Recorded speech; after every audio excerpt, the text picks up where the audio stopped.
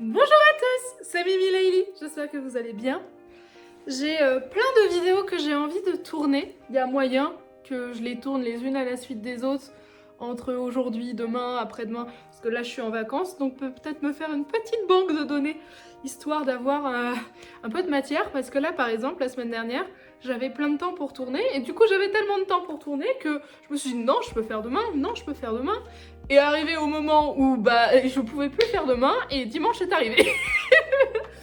Donc, une gestion du temps finalement, un peu chaotique, hein, un peu chaotique. On se mentira pas à ce niveau-là, me concernant. Donc peut-être que vous allez me voir être habillée relativement identiquement sur les prochaines vidéos. On va voir ce que je vais faire et comment je vais le faire. On dirait que mes yeux sont gris. Bon. Alors, j'avais plusieurs idées de vidéos à vous tourner que j'ai eues en regardant d'autres vidéos sur Booktube au cours de l'été et début de l'année, comme j'en ai pas beaucoup tourné. Et notamment, je voulais vous parler de la wishlist, parce que c'est un sujet qui pour moi est intéressant, important peut-être, et un sujet que moi j'aborde de façon très très différente par rapport à la plupart des gens qui lisent. Pour la simple et bonne raison que moi je n'ai pas de wishlist. En fait, je ne tiens pas à jour un carnet ou un tableau Excel dans lequel je mettrais les livres que j'ai vraiment très envie de lire mais qui sont pas dans ma palle. Pourquoi je fais ça? En fait, il y a plein de raisons pourquoi je fais ça. La première raison, c'est parce que d'une certaine manière, j'ai un peu envie de me concentrer sur ce que j'ai déjà, qui m'appartient et qu'il faut que je lise. Et en même temps, j'aime pas trop cette raison-là parce que j'aime croire à cette fameuse citation, je sais plus de qui elle est, qui dit que avoir une bibliothèque bien remplie, c'est comme avoir une cave à vin bien remplie. C'est pas il faut absolument tout lire ou il faut absolument tout boire. C'est on a un livre pour chaque moment, chaque temps, chaque mood, un peu comme on aurait un vin pour chaque expérience, chaque repas, chaque chose à fêter. Et moi je le vis un petit peu comme ça, ma pile à lire, c'est énormément de livres. Là j'ai pas mis trop à jour parce que j'en ai reçu quelques-uns il y a une petite semaine, mais je devrais être je crois que je suis à peu près à 150 livres, si on compte un tome par un tome pour chaque saga. Et sinon, si on compte les tomes de saga comme étant un livre, un seul, je dois être à peu près à 90. Dedans, je compte les mangas, hein, évidemment, c'est pour ça que ça monte très vite. Et en fait, ça me fait pas peur d'avoir une si grande pile à lire. Ça me fait pas peur d'avoir une si grande pile à lire parce que c'est pas grave si on lit pas tout, c'est pas grave si je ne lis pas tout, c'est pas grave s'il y a des livres qui vont me résister. Qui vont être encore là quand moi je ne serai plus là, c'est pas un problème. En fait, il y a beaucoup de gens qui sont très angoissés à cette idée-là de mais j'ai acheté, j'ai reçu tel ou tel bouquin, ça se trouve je le lirai jamais, j'aurai pas le temps de le lire, tout ça. En fait, moi, je pense qu'il faut qu'on se déculpabilise déjà beaucoup de cette notion de on achète un livre pour le lire. Je suis pas d'accord. On achète un livre parce qu'on a envie de l'acheter, parce qu'il nous fait envie, parce qu'il est beau, parce qu'il nous parle, parce qu'il nous fait vibrer, parce que le résumé nous intrigue. Mais si on ne doit pas le lire maintenant, eh ben c'est pas grave. Peut-être qu'on le lira plus tard, peut-être qu'on le lira pas, peut-être qu'on le donnera, peut-être qu'on le donnera en boîte à livres, peut-être qu'on le revendra. Et c'est pas un problème. Je vois pas pourquoi ça devrait être un problème. Je fais pas l'apologie d'une certaine société de consommation, même si je pense que le sujet de la surconsommation des livres est un peu, comment on dit ça, le MacGuffin de la surconsommation en général. Si il y a de la surconsommation à laquelle il faut qu'on fasse attention, je pense que la surconsommation des livres n'est pas le premier problème. Voilà, vous voyez ce que je veux dire? C'est facile de se référer à ça en se disant il faudrait peut-être ajuster ce problème-là. Il y a des choses beaucoup plus graves, je pense. Alors ça n'en fait pas un combat, chacun ses combats et chacun voit midi à sa porte et je ne juge personne, hein. Vraiment chacun fait comme il l'entend, comme il le souhaite et comme il le juge bon. Je pense juste que s'attaquer à la surconsommation des livres, c'est s'attaquer à une branche d'un problème qui est beaucoup plus complexe que ça. Et si vraiment on veut s'attaquer à la surconsommation, je pense qu'il y a beaucoup d'autres façon de faire et de mener à bien ce projet-là, plutôt que de s'attaquer au livre. Et donc, moi, je ne pense pas, on ne sait jamais ce qu'on peut devenir dans l'avenir, peut-être que les choses vont changer, mais je ne pense pas, par exemple, un jour faire un no-buy. Parce que, déjà parce que moi j'écris, et que du coup, j'ai envie que mes livres soient lus, et j'ai envie que mes livres soient achetés, et c'est normal. Donc, je pense aussi aux gens qui écrivent les livres et qui ont envie qu'on les achète et qu'on les lise. Et aussi parce que je pense que ce n'est pas en boycottant quelque chose qu'on résoudra un problème. C'est ma vision, Évidemment, chacun sa vision, et si vous pensez que c'est un bon combat à mener, il n'y a aucun problème. Ma vision à moi, c'est que je pense que si on veut se battre contre quelque chose, le boycott n'est pas vraiment une bonne solution. Mais bon, c'est mon avis. Et en fait, pour en revenir à cette histoire de wishlist, pourquoi j'ai une énorme palle et j'ai pas de wishlist? Et parce qu'en fait, y a beaucoup de choses que j'ai envie de découvrir. Et je me dis, si ça reste dans ma tête, c'est que ça vaudra le coup d'être découvert. Par exemple, dans les livres qui pourraient être dans ma wishlist si j'en avais une, il y a Mystic Peregrine et les enfants particuliers. Alors j'avais écrit sur mon téléphone de qui ça avait été écrit, mais entre temps j'ai oublié et j'utilise mon téléphone pour tourner cette vidéo, donc je ne peux pas vous dire, mais je vous l'insérerai quelque part sur la vidéo. Ce livre, ça fait hyper longtemps que j'ai envie de le lire. Je ne l'ai pas en ma possession, mais ma maman l'a, donc je pourrais lui emprunter et je pourrais le lire, et je ne le fais pas. Et pourquoi je le fais pas? Alors il y a plein de raisons, probablement. Probablement parce que j'ai cette injonction de je dois lire mes propres livres d'abord, même si je la trouve tout à fait futile. Probablement aussi parce que j'y pense pas. Probablement aussi parce que, et c'est débile aussi, parce que j'ai pas envie de faire un trou dans la bibliothèque de ma maman et laisser le trou vacant. Bref, y a des livres que j'ai absolument envie de découvrir qui sont pas dans ma palle. Pourquoi j'en ai pas fait une wishlist?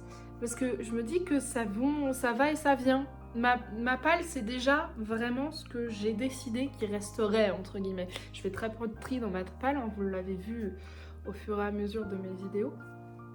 Et en fait, je considère que la wishlist, c'est un peu le niveau d'en dessous. C'est un peu le, c'est là, et puis si c'est plus là, c'est pas grave. Donc moi, je me dis, si c'est dans ma tête, et que j'ai pas besoin de l'écrire, c'est que peut-être à un moment j'aurais besoin de l'acheter. Vous voyez ce que je veux dire? Si ça ne reste pas dans ma tête, c'est peut-être que l'envie passe et que j'en ai pas besoin. Et du coup, je ne me fais pas de vraie wishlist. Pourtant, il y a des livres que j'ai vraiment très envie de lire et qui sont pas dans ma palle.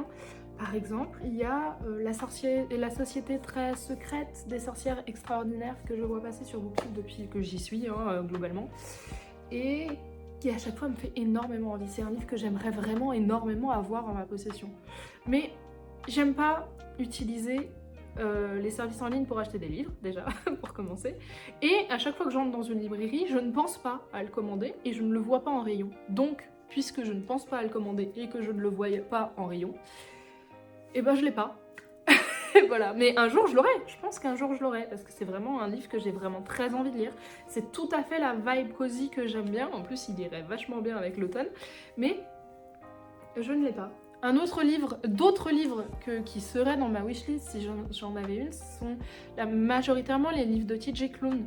J'en ai lu qu'un seul, j'ai lu Sous la porte qui chuchote, mais j'ai... le soleil s'en va, non? Mais j'ai... par exemple, très envie de lire La Mère Cérulaine, là, je sais plus quel est son titre exact. Voilà, des choses comme ça. Et mais en fait, je l'écris pas. Je l'écris pas parce que...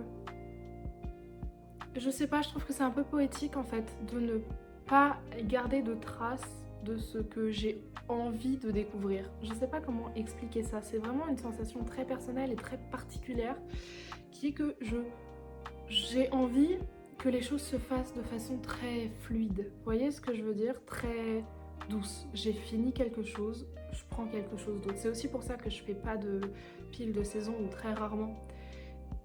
C'est parce qu'en fait, je me suis rendu compte que quand je m'imposais une lecture, je ne l'appréciais pas. Pendant une période, avec des copines, on faisait ça. On tirait des dés, les unes les autres, pour se dire quelle était la prochaine lecture de sa pile à lire. Et en fait, je me suis rendu compte qu'à chaque fois que je lisais une lecture qui m'était imposée par le dé, pourtant c'était des livres de ma palle, je les appréciais pas comme j'aurais pu les apprécier. Donc, je fais plus comme ça. Quand j'ai un livre que je termine, déjà j'arrive très peu à lire plusieurs livres en même temps. Il faut généralement que ce soit un recueil de nouvelles et autre chose, parce que sinon, c'est pas, je ne remêle pas les infos, hein, c'est pas parce que je mélange les histoires, c'est parce que j'ai l'impression de moins être quel est le mot? À l'intérieur en fait du truc. Et c'est comme c'est un peu pour ça que je lis, c'est parce que j'ai envie de vivre avec les protagonistes, avec les personnages. Et ben en fait, j'ai beaucoup de mal à avoir plusieurs livres ouverts en même temps. Ou alors, la seule raison pour laquelle ça peut arriver, si c'est pas des recueils de poèmes ou de nouvelles, c'est parce qu'il y a quelque chose qui ne me plaît pas du tout. Et comme j'ai énormément de mal à DNF un bouquin, j'ai besoin de quelque chose qui me fait me plonger dans un autre univers pour pouvoir finir le premier, vous voyez? Mais sinon, c'est très difficile pour moi de lire plusieurs livres en même temps. Je fais partie de cette catégorie de gens-là. Et du coup, en fait, ça fait que mon mood change très très facilement, parce qu'en plus, je m'imprègne énormément du mood des personnages. Je suis quelqu'un d'assez empathique, en fait, et quand je regarde une fiction, ça me met dans l'ambiance de la fiction pendant un moment après. Je regarde ou je lis, par exemple. Ça m'a fait ça longtemps avec les films. Quand j'étais petite, je comprenais pas trop d'où ça venait. Et genre, quand je regardais un dessin animé super joyeux, à la fin, j'étais toute guirette et je sautais partout dans la baraque pendant plusieurs heures. Et quand je regardais un truc triste, j'allais sous une couette et je pleurais. Voilà, c'est un peu comme ça que je vis ma vie. Mais et du coup, à chaque fois que je termine un bouquin, ça me lance dans un mood pour lire autre chose, soit complètement en contre-pied, parce que j'ai lu quelque chose de tellement horrible que j'ai besoin d'énormément de soleil, soit absolument dans la même vibe, j'ai lu un truc tellement cosy, je veux rester dans cette sensation de cositude, vous voyez, mais c'est souvent ce que je viens de lire me donne l'envie d'après. Et du coup, c'est aussi pour ça que j'ai beaucoup de mal à rester sur mes piles à lire de saison ou quoi que ce soit. Là, j'en ai fait une pour l'automne, par exemple. J'ai réussi à lire quelques-uns des livres pour l'instant. Il y en a déjà un que j'ai lu qui n'était pas dedans. Et là, après la lecture que je viens de faire, aucun des livres qui sont dans ma palle d'automne ne me fait envie. Donc je pense que je vais aller voir ailleurs, dans ma palle. Je vais regarder dans ma liste et puis je vais lire ce que j'ai envie de lire. Voilà, donc pourquoi j'ai pas de wishlist? C'est un petit peu pour ça. C'est parce que je trouve que le mood ça change. Et c'est pas un problème pour moi d'avoir une énorme palle, comme je l'expliquais, parce que je veux avoir ce vin que je peux choisir au bon moment. Et d'une certaine manière, il y a une espèce d'étape en fait, je pense, dans ma réflexion qui est là je veux lire ça. Est-ce que ça passera le mood? Vous voyez ce que je veux dire? Ça n'empêche pas les achats compulsifs. Il y a des trucs que j'achète en me disant c'est sûr ça va me plaire, alors que je le connaissais ni d'Ève ni d'Adam, et qui dort ou pas dans ma pile à lire. Ça arrive. Mais du coup ça passe rarement par la case wishlist. Il y a 2-3 livres qui sont en stand-by dans ma wishlist. J'ai fait un truc que je ne fais pas d'habitude hier ou avant-hier. Je suis rentrée dans une librairie parce que j'avais un peu de temps pour moi, j'étais en ville, machin, je suis rentrée dans une librairie, j'ai vu un livre qui m'a énormément plu. Je l'ai pas pris parce que voilà, pour des raisons vraiment très superficielles, genre j'ai plus de place dans ma bibliothèque ou j'ai plus d'argent sur mon compte en banque. C'est très terre à terre quoi. C'est un peu triste de devoir aborder la lecture avec ces considérations-là, mais parfois on n'a pas trop le choix. Donc là, en l'occurrence, j'ai pas pu l'acheter parce que sinon j'allais me mettre dans la merde pour rien. Donc je l'ai pris en photo pour ne pas l'oublier, parce que celui-là, je me suis dit, ça fait partie des choses que j'ai envie d'avoir dans ma bibliothèque pour me rendre compte de ce que j'ai traversé et de la personne que je suis maintenant et qui est assise comme ça sur son canapé à raconter sa vie et que j'ai vécu des choses qui m'ont permis d'être plus grande, plus forte. Et c'est un livre qui parlait un peu de ça. C'était un livre de poèmes, un recueil de poèmes qui s'intitulait Ça ira. Je ne sais plus l'autrice, je crois que c'était une femme.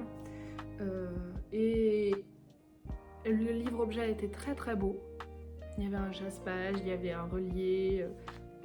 Comme je suis en plus un peu pigeon, ça fonctionne très bien pour moi. Et en fait, surtout, ça m'a touchée. Et je me suis dit, pas besoin de faire une wishlist.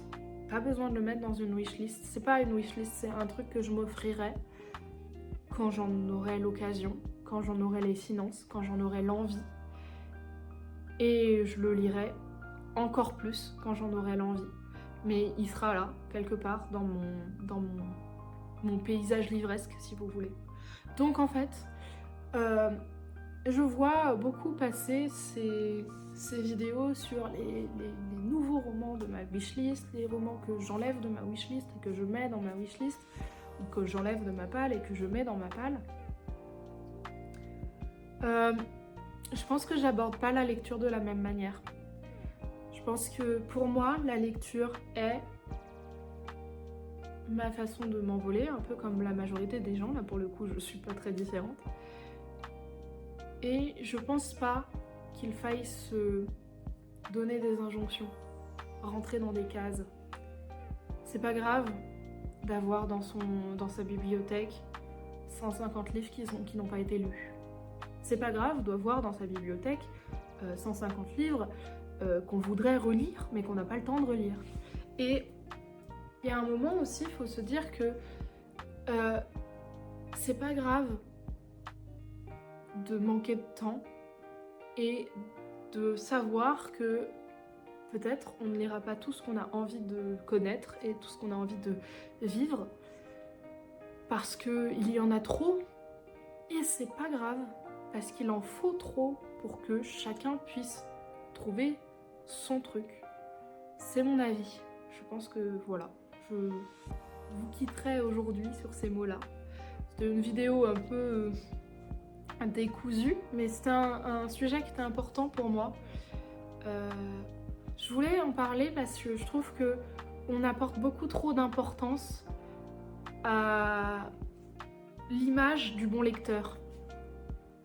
Un bon lecteur, c'est celui qui lit les livres de sa bibliothèque, qui n'achète pas trop, surtout pas trop de très beaux livres parce que c'est la surconsommation, qui surtout privilégie les poches, qui lit pieds nus sur la plage ou dans un plaid en hiver.